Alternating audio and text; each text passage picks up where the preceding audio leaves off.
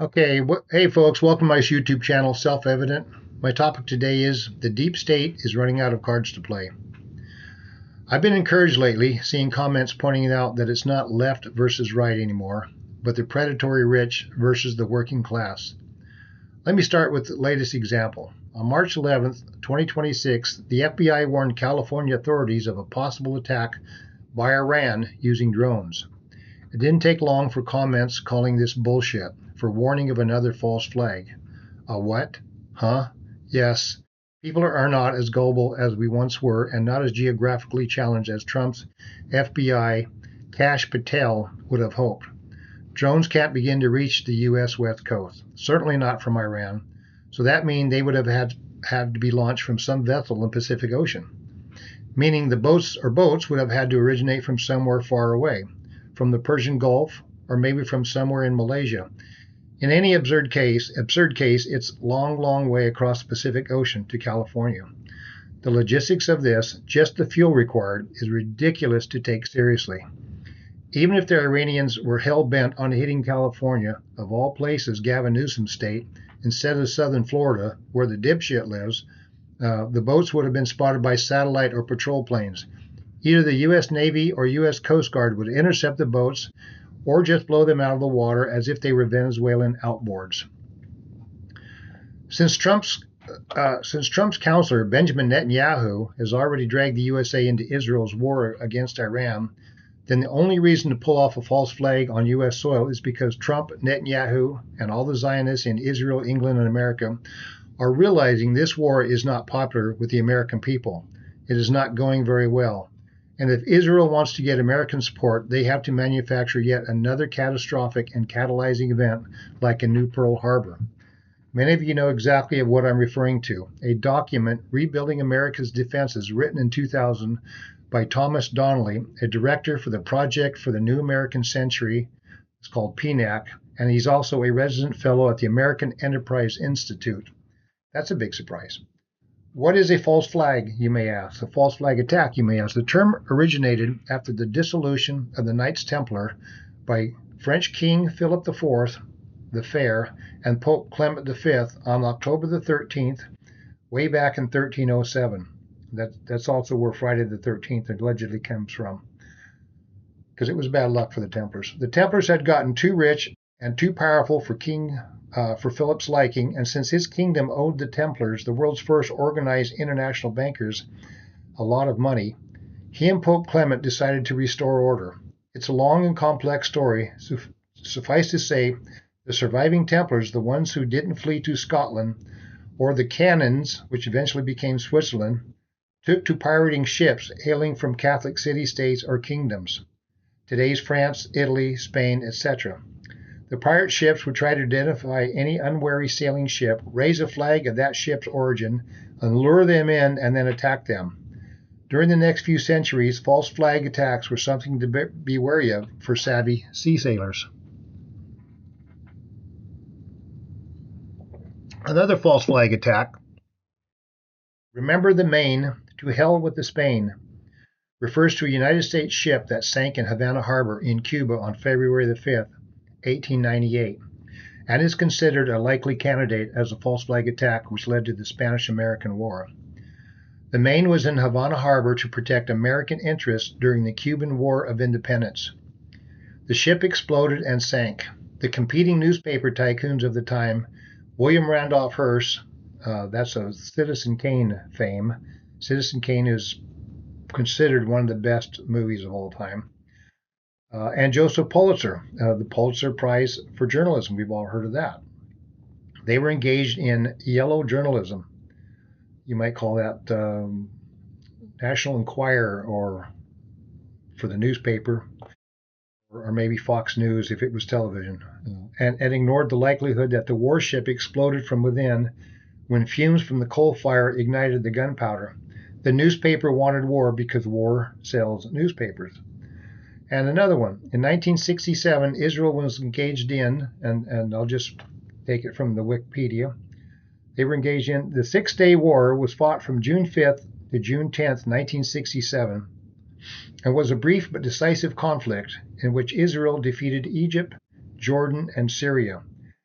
capturing significant territories including the Sinai Peninsula, the Gaza Strip, West Bank, East Jerusalem, and the Golan Heights.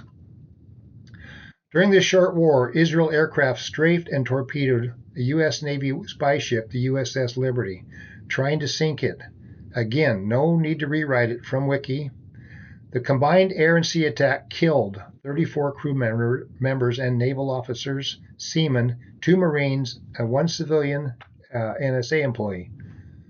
They wounded 171 crew members and severely damaged the ship. At the time, the ship was in international waters north of the Sinai Peninsula, about 25.5 nautical miles northwest from the Egyptian city of Arish.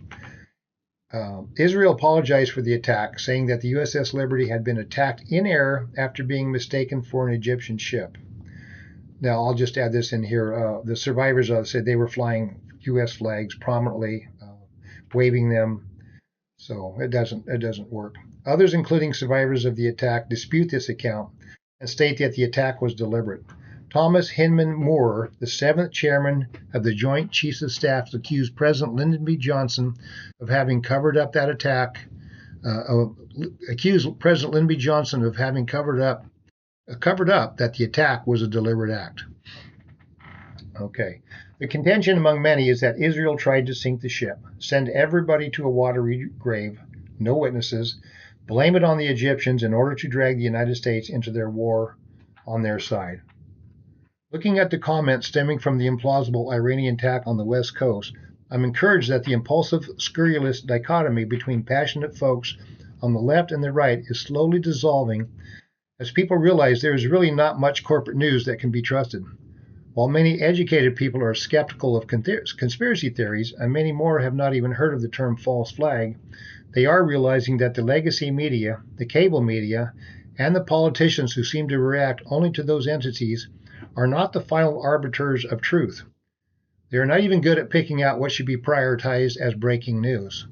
Since my young adulthood, I've been confounded by the legacy media's unflinching conformity. It's always looked to me as if one program director would suffice for all 3 networks, ABC, NBC, CBS, and maybe instead of a peacock at NBC, it should be a parrot for all 3.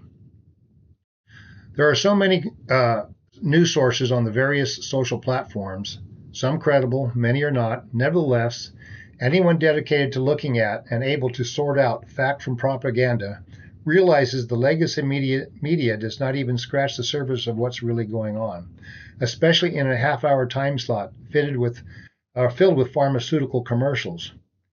Even though we see more and more corporate think tank, FCC, Trump, Zionist advocacy consolidation of network and cable news, the people who get their news from TV is rapidly diminishing. Do you hear that, Larry Ellison and Sons, Murdoch and Sons? We're getting to a point where the physical facts, motivations, and knowledge of history are providing no other choice but for legitimate news researchers, leaning left or right, to arrive at the same immutable conclusions. This coming together over self-evident truths does not bode well for the ruling class that relies on divide and conquer to distract from the ongoing transfer of wealth out of the working class to the parasites and predators of the ruling elites. A couple other events have happened in the last year or so that were designed to divide and conquer further, but may have had the opposite effect. The first one was the assassination attempt of Trump before the election. We were all familiar with the scene, Trump grabbing his ear, dropping, being covered by the Secret Service. We found out later the shooter, Thomas Crook, was himself shot dead by Secret Service snipers, but not before he killed retired firefighter Corey Comparator and wounded 2 others. So I'm not insisting the official story is wrong, but I will point out that the folks in the comment sections of varied social platforms have the same questions I have about the veracity of the official account. The first one is, why did the Secret Service let him stand back up and expose himself to another possible shooter before the area was secured? But he stood up, and a cameraman was in the optimal position to photograph him with his clenched little fist against the backdrop of a U.S. flag, and this became a marketable icon with the words "Fight, fight, fight." Relevant or not, Trump was becoming obsessed about the size of of his rallies and the Kamala Harris rallies, and later accused her campaign of using AI to fake a huge rally at a Detroit airport, which is insane. And this is from Wiki. After the shooting, stocks linked to Trump's media and technology interests surged, as did shares of other companies that could benefit from a Trump presidency, such as cryptocurrency stocks and gun stocks. Trump Media and Technology Group shares soared 31%, lifting its stock market value to $7.7 billion. And major cryptocurrency-related stocks, including Coinbase and Bitcoin miners Riot Platform and Marathon Digital, saw increases of 11% to 18%. So there's that. And whenever I'm confronted with the possibility of an account decidedly in contradiction to its opposing narrative, I subject the event to physical scrutiny, as I like to repeat the Sir Arthur Conan Doyle quote. By the way, he was the author of Sherlock Holmes. Once you've eliminated the impossible, whatever is left, no matter how improbable, is the truth. In this case, I immediately realized Trump had to be looking directly at the shooter, and I don't mean in his general direction, or even mostly square at him. Why consider the trajectory of a 223? Or why? Well, consider the trajectory of a 223, also known as a 5.56 NATO round, fired from an AR-15 type long gun, traveling at around 3,000 feet per second. Some people have big ears. Trump's ear is almost flat against his skull. That means, had his head been rotated even 1 degree to the right, the bullet would have hit him in the forehead, and the shock from such a high-speed bullet would have killed him. Had his head been rotated even 1 degree to the left, the bullet would have struck the back of his head, killing him with shock. I'm going to demonstrate that. This is a 1/4-inch dowel. It's a wood dowel. We use them in woodworking. And a 22 is even smaller. This is 0.25. 22 is 0.22. So this is the trajectory. It doesn't change. So if you're looking right at the shooter, it would be going right here. And if you turn just a little bit, it's going to hit him in the front. It's going to hit him in the back.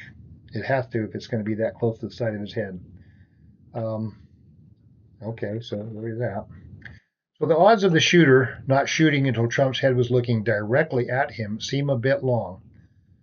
Now add to that the vertical aspect of the trajectory. The bullet grazed the top of his ear, supposedly. He described it as his earlobe. Whatever, Trump is not as good with words as he says he is. So again, the physics seem to be, no pun intended, long shots. Any higher, and it would have been a clean miss. Any lower, and a 3,000 foot per second round would have done a lot of damage. And this is the crux of it. When I say any higher, I mean even 1/4 of a millimeter higher would have been a miss. When I say any lower, I mean the bullet would have done noticeable tissue damage and maybe trauma. As it was, he stood up. Blood seemed to be in blotches on his face, but not streaming down from the top of his ear.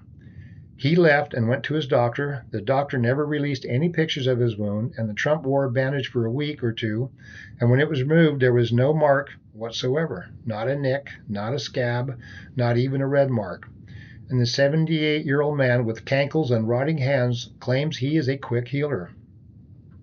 So add those horizontal and vertical improbability together, and anyone can see why everyone should have questions, and these questions are being asked not just by disgruntled Kamala Harris fans, but by people on the right who know their ballistics, know their calibers, usually better than the average lefty does. Which brings us to the Charlie Kirk shooting.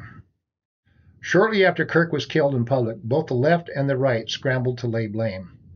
The left said the shooter, Tyler Robinson, was raised Mormon by a Trump-supporting family. Countering that version, Pam Bondi and Kash Patel produced a letter allegedly written by Robinson right after the incident, and this letter allegedly was a confession of the shooting and of his love for his transgender roommate, Lance Twiggs. This confessional letter reads like a poorly constructed script, but read it yourself. The point is, it basically implicates a person who no longer liked Trump, but even the far right gun enthusiasts didn't rise to the bait.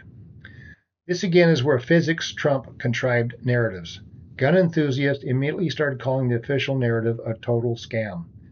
I viewed many right-wing bloggers, gung-ho, conservative or die guys, assuredly non-woke guys, never Democrat voter guys in their man caves, walls bristling with every type of assault weapons as if on a John Wick set. And all of them are calling bullshit to the official narrative put out by Pam Bondi and Kash Patel, Trump's protection unit. The biggest problem most people have was the whole part about Robinson stashing his grandfather's 30-06 bolt-action rifle in his pants or his backpack, being on a video with no sign of a rifle stuffed down his pants. He climbs a ladder, uses a screwdriver to assemble the gun, then shoots Kirk, then disassembles the rifle, climbs back down, reassembles the rifle, stashes it, and then eventually gets caught. Or some sequence of events similar to that.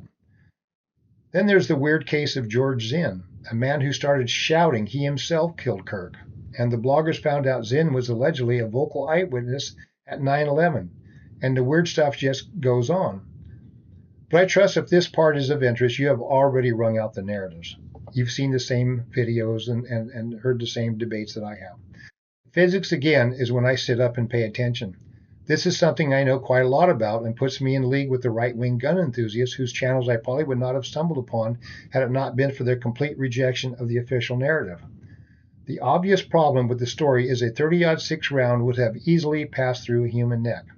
Several gun enthusiasts who know their weapons and calibers set up experiments to prove this, and every hunk of pork shoulder or beef shank with bones confirmed that what any hunter already knew, the bullet of a 30-06 is going to pass through and do terrible destruction to flesh, sinew, and bone. And I know this because I hunted moose as our primary source of meat protein for over 20 years.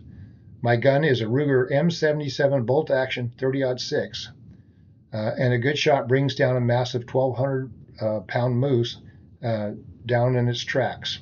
I've even had bullets pass clear through a moose. All 30 caliber bullets, 308, are 30 caliber, of course, but their weights can vary. Factory loaded 30-06 typically range from 110 grain through 150, 165, 180 to 220 grains. The lighter bullets are meant for lighter game, but consider the lighter the bullet, the faster it travels and tends to deform more, mushroom a little bit more, explode, can even seem like an explosion goes on when it hits flesh or bone. While the heavier bullets are designed to hold together better, designed to penetrate even the bones of large game.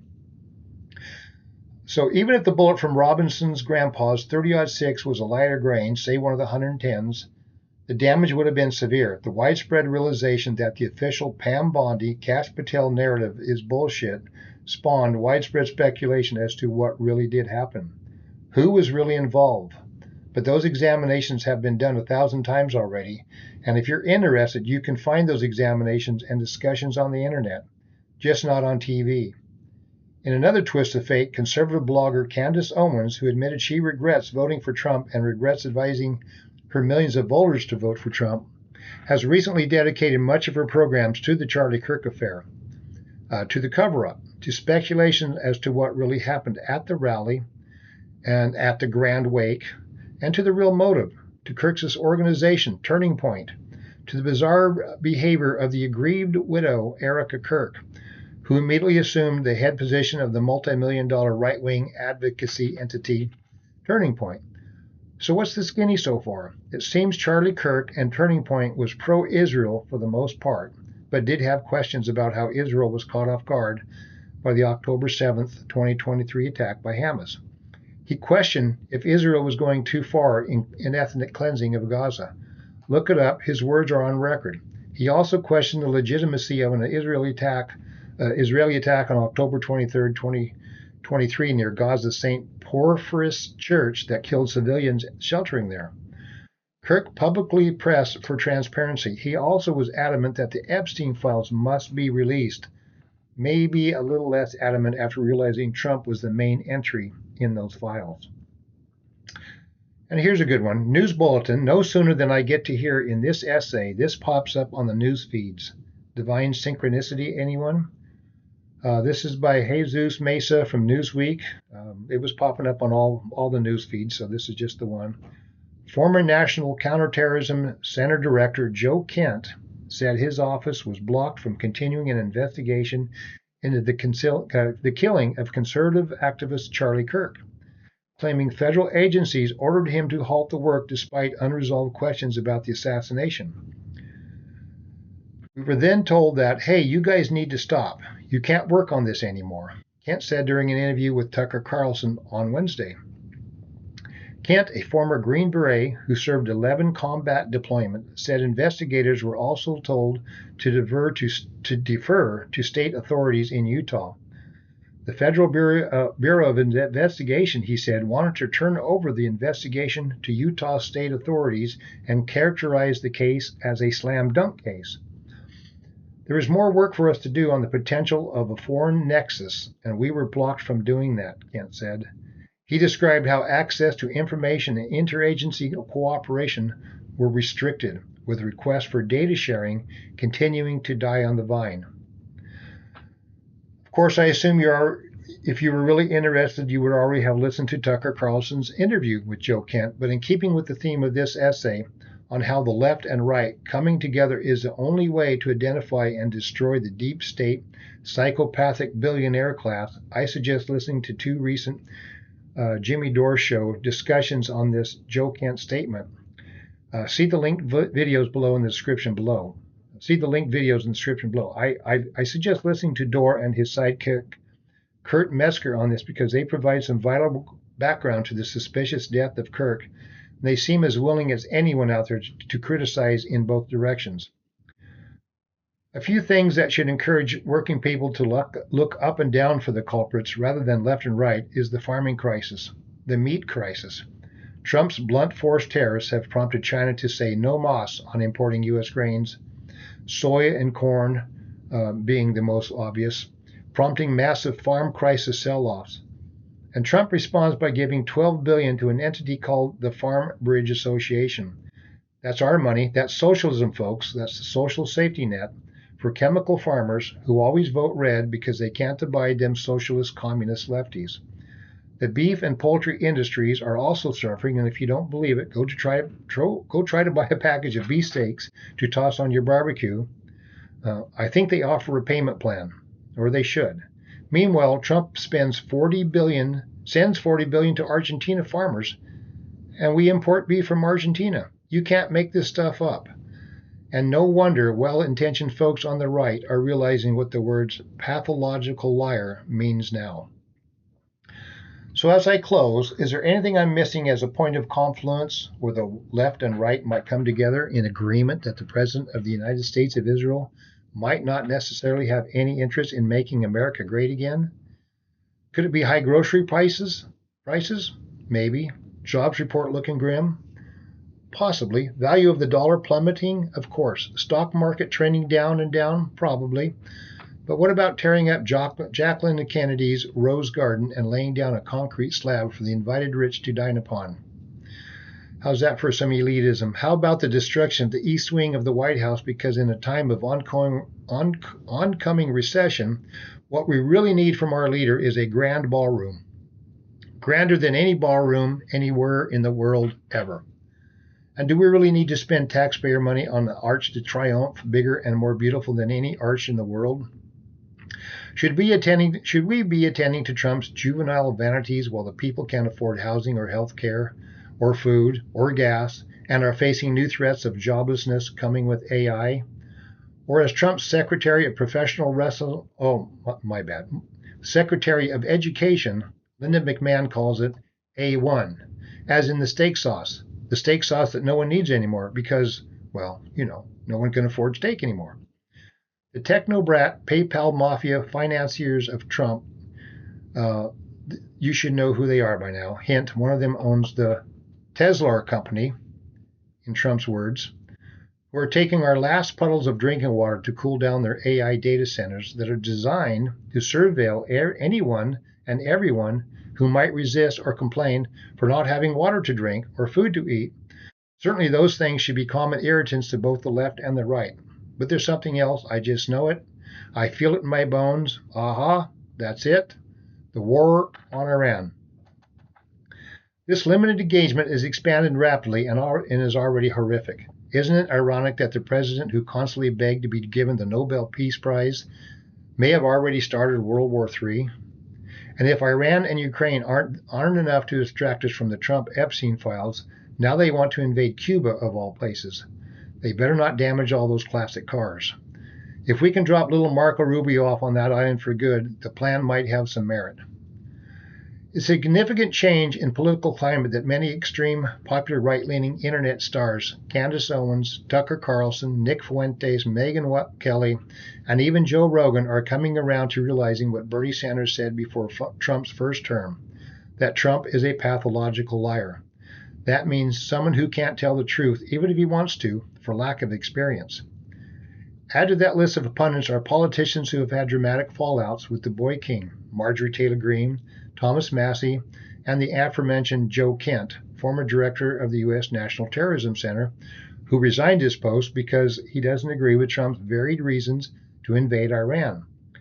Bernie would have handily beaten Trump back then. All the polls showed it, and even my right-leaning brewpub friends like Bernie, mainly because he is honest. But the heads of the Democratic Party said no, and threw Bernie and his little songbird witness under the corporate Democratic bus and promoted a candidate who said in the debates twice, one against Bernie Sanders and one against Trump, if elected, I will enforce a no-fly zone over Syria. And of course, we're talking about Hillary Clinton.